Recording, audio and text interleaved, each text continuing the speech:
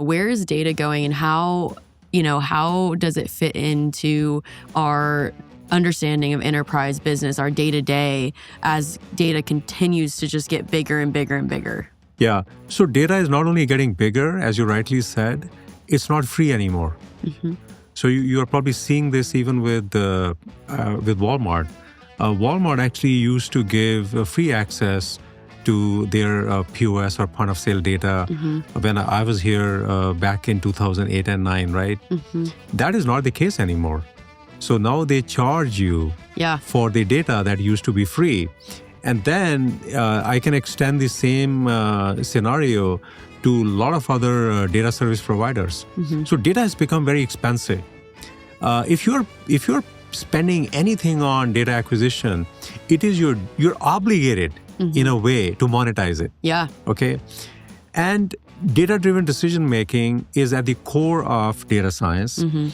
I mean, if I take a step back, what is data science? You actually put computer science, data engineering, statistics together to extract insights. Yeah. Right? You're drawing inferences from data. So just for Walmart alone, they have announced it with an obsession almost for the last 5 years that they want to be perceived as a tech and data company. Yeah. Right?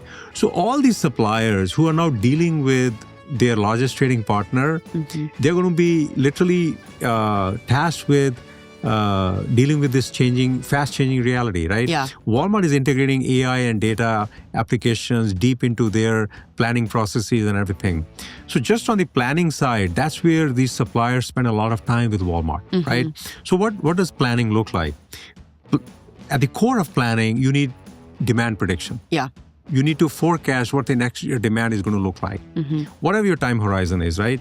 So we have an agent for that. So we can predict your demand both for inventory as well as shipments and POS, right? Once you start selling in the marketplace, you need to understand consumer behavior. Yeah. Okay, how much pricing increase or decrease you should offer in terms of discounts? So every time you take pricing action, there's an impact on your sales. Yeah. So our agents can measure, and with a single prompt, you can actually get to that answer. Clustering, assortment analytics, right? At the store level navigation. I mean, all the consumer behavior shopping is happening at the store level. And if you start to compile this data for all the 4,600 stores, I mean, it's a very large data set. Yeah. So these suppliers are not, I would say, they don't have these skill set in order to benefit and continuously from all the data burden that they have. Yeah. And that, I think we are in a very unique position to solve. I must also say, a lot of legacy data companies live here in Northwest Arkansas. Yeah. I mean, by legacy, I don't mean they are like 50 years old. Yeah. They're actually very young companies themselves. However, we see them as legacy companies now.